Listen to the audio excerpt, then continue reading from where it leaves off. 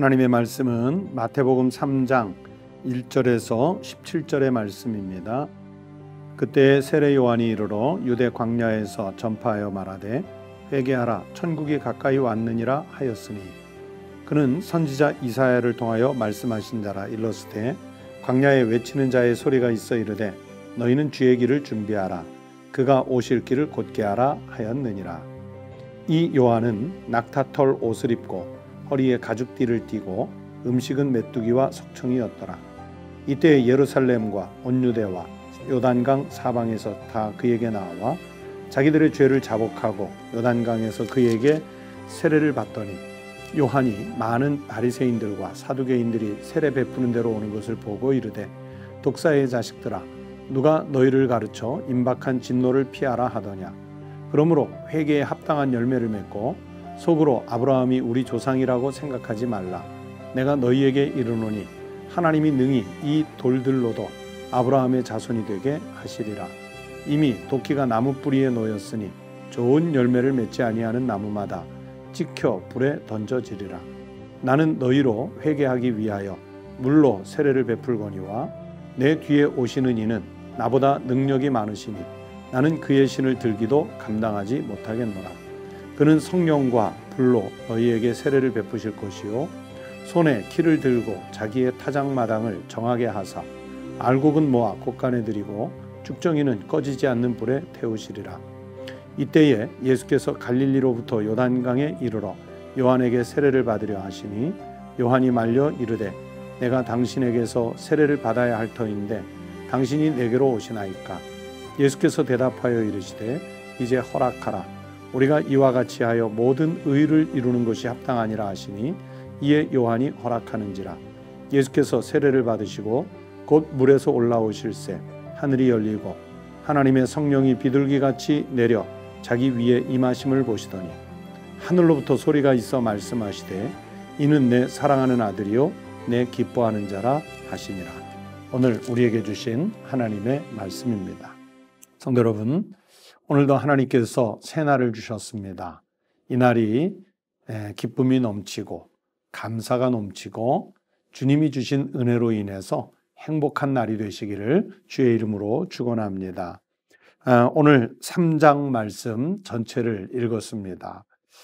여러분 여기 마태복음 3장은 세례 요한, 예수님보다 앞서 와서 세례 사역을 베풀었던 세례자 요한의 사역을 소개하고 있습니다. 마가복음 1장 1절부터 8절에 같은 내용의 말씀이 나오고요.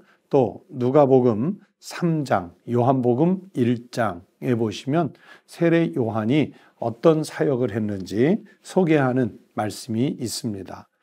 나중에 시간을 내셔서 이 네 복음서의 세례 요한과 관련한 말씀들을 비교해 읽어보시면 또 나름 약간의 차이점 그리고 공통점 그리고 그 말씀들을 통해서 주시는 은혜들을 우리가 받을 수 있습니다.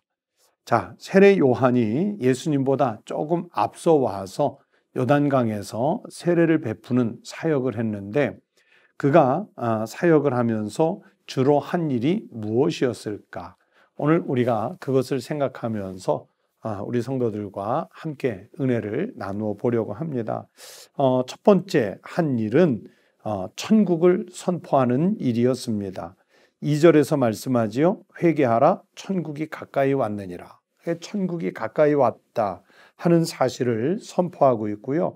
그리고 또 3절 말씀에도 보시면 광야에 외치는 자의 소리가 있어 너희는 주의 길을 준비하라 그가 오실 길을 곧게 하라 하였느니라. 이제 예수 그리스도가 즉 그리스도가 오시는 것은 천국을 이루어가는 역사에서 제일 중요한 사건 아니겠습니까? 그러니까 그리스도가 오신다는 소식 선포 자체가 천국을 선포하는 일이겠지요. 그런데 이 말씀에 마태복음 3장에서 이 복음서의 저자인 마태는 바로 세례 요한이 그 말씀을 선포할 때 이사야의 예언을 인용했다는 것을 말씀해 주고 있습니다. 그래서 3절 말씀에 이사야를 통하여 말씀하신 자라 그렇게 얘기했고요.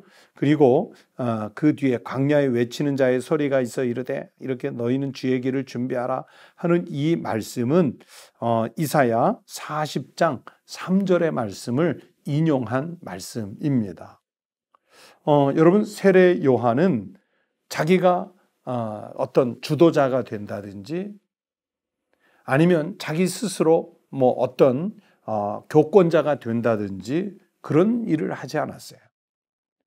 세례 요한이 세례 사역을 할 때 오늘 말씀에 나오는 대로 예루살렘과 온 유대와 요단강 사방에서 다 그에게 나와 5절에서 말씀하죠. 이미 세례 요한은 남유다 지역에서 이스라엘 전역에서 요단강 인근에서 제일 유명한 사람이 됐습니다.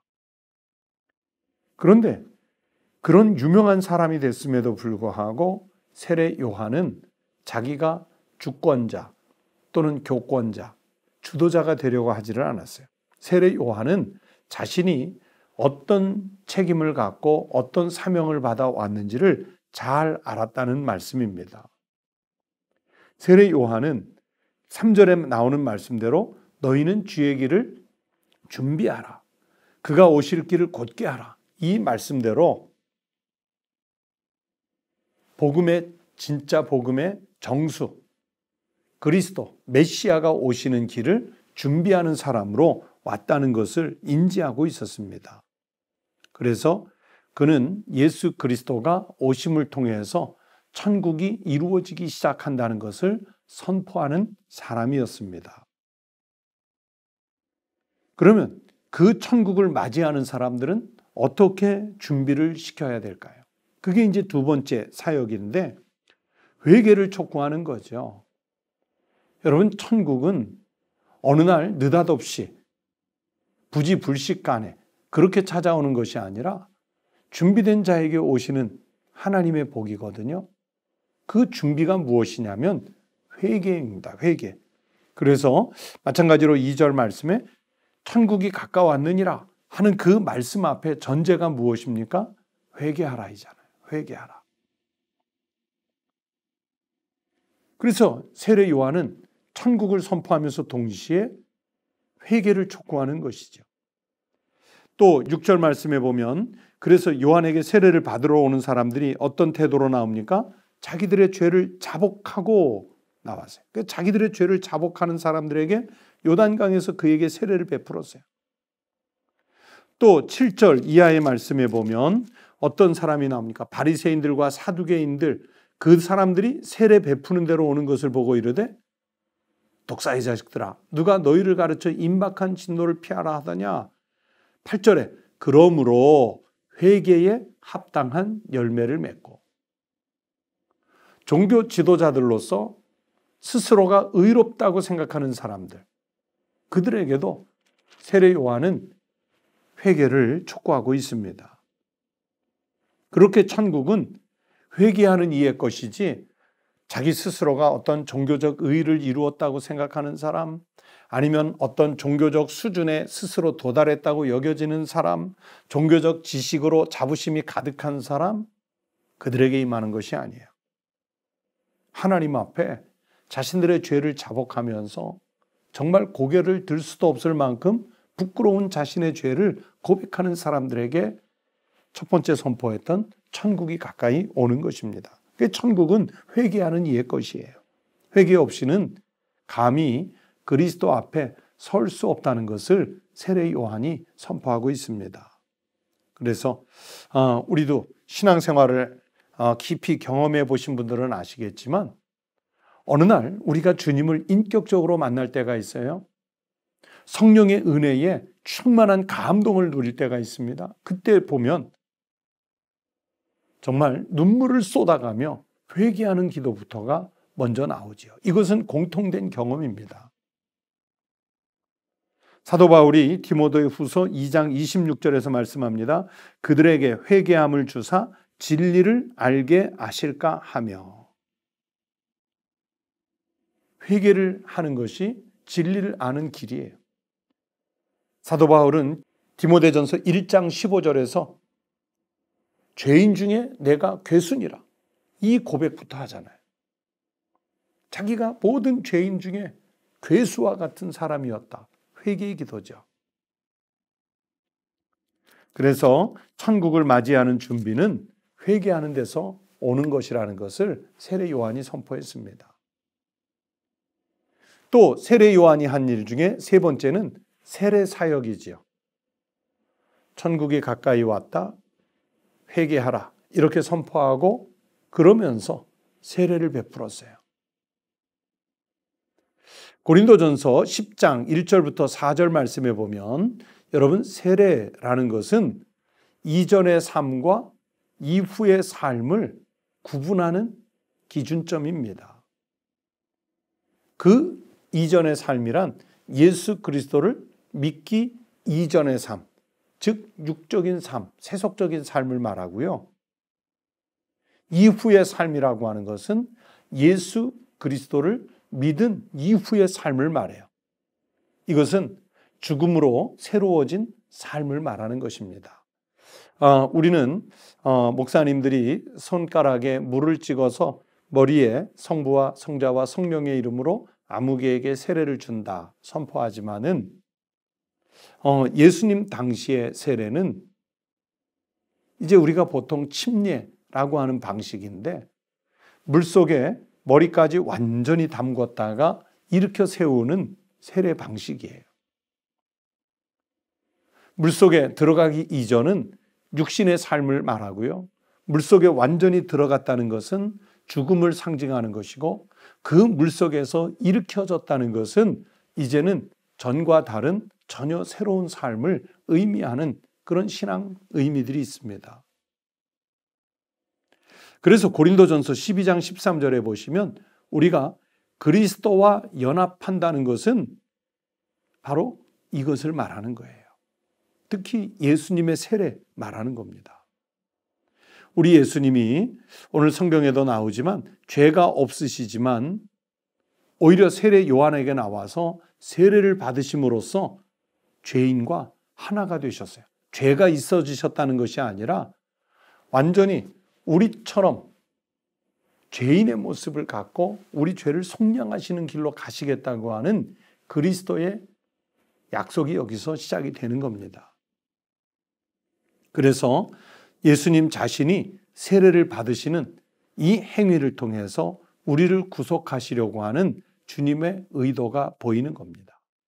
그러나 예수님을 세례하기 전에 세례 요한은 사람들에게 세례를 주었어요. 그것은 바로 이제는 과거에 육신에 매여서 살던 삶을 버리고 하나님 앞에서 전혀 새로워진 삶을 살라는 선포를 담고 있는 것입니다. 그래서 오늘날 우리가 세례를 받는다 그러면 어떻게 보면 조금 안타까운 것은 그냥 시기가 되었기 때문에 나이가 되었기 때문에 아니면 가족들의 권유에 의해서 형식적으로 세례를 받는 경우가 너무 많아요. 세례를 베푸는 목회자 입장에서 정말 안타깝습니다. 어떤 절차를 거쳐서 누구의 권유에 의해서 어떤 형식으로 세례를 받느냐보다 훨씬 더 중요한, 진짜 중요한 문제는 뭐냐면 내가 예수 믿기 이전과 세례를 통해서 예수 그리스도를 믿은 이후의 삶이 완전히 달라야 한다는 사실입니다. 다시 말하면 죄인의 삶에서 거룩한 성도의 삶으로 변화되는 것이 진짜 필요한 거예요. 성도 여러분, 대부분 세례 받으셨죠? 세례를 받으신 이후에 우리의 삶이 예수 믿기 전의 삶과 많이 차이가 나십니까? 달라지셨습니까? 변화되었습니까? 우리의 삶을 하나님 앞에서 돌아볼 필요가 있습니다. 처음 우리가 주님을 만나서 구원의 감격과 감동을 누렸을 때 느꼈던 그 은혜를 가지고 이후로는 아주 다른, 전혀 다른 새로운 피조물의 삶을 살아가는 우리 거룩한 성도들이 되시기를 주의 이름으로 축원합니다. 기도하겠습니다. 하나님 아버지 감사합니다. 저희들에게 예수 그리스도의 이름을 주셔서 성령으로 세례받게 하시고 또 물로 세례받게 하시고 그리스도인으로서 살아갈 수 있는 길을 열어주셔서 감사를 드립니다. 하나님, 우리가 이름은 교인이라 가졌지만 전혀 그리스도인다운 삶을 살지 못했을 때 하나님 앞에 회개할 수 있게 하여 주시옵시고 회개한 우리들의 심령 속에 천국이 가까이 왔음을 고백하게 하시고 천국을 영접한 하나님의 백성답게 이전과는 전혀 다른 새로운 삶, 새로운 피조물의 삶을 살아가게 하여 주시옵소서. 하나님, 오늘도 새벽을 깨워서 하나님의 말씀을 듣고 일과를 시작하는 우리 성도들의 기도와 간구를 들어주시고 연락하여 주시옵소서. 가정을 위해 또 교회를 위해 나라와 우리 사회와 우리 시대를 위해 기도할 때 어느 기도 하나 버려지지 않고 주님께 상달되게 하여 주시옵소서. 오늘 하루의 삶을 주님께 의탁드리며 예수 그리스도의 이름으로 간절히 기도드리옵나이다. 아멘. 네, 오늘 함께 기도하시겠습니다. 오늘 읽으신 성경 말씀, 들으신 하나님 말씀을 생각하면서 맨 첫 번째는 교회를 통해서 내게 주신 직분, 또 사회에서 내가 맡은 책임을 잘 감당할 수 있도록 세례 요한이 그리고 예수님의 제자들이 자신들의 책임을 잘 감당했던 그 모습을 본받아서 우리도 자기 책임 잘 감당하는 성도요 시민이 될 수 있도록 기도하십시다. 두 번째는 선교사님들을 위해서 기도해 주십시오. 선교사님들의 사역과 안전, 그리고 선교 사역하시는 그 사역지 온전한 보존을 위해서 기도해 주시기 바랍니다. 그리고 세 번째는 우리 가정이 주님을 믿는 신앙에서 일치를 이룰 수 있도록 기도해 주시기 바랍니다. 이런 기도 제목으로 다 함께 기도하시겠습니다.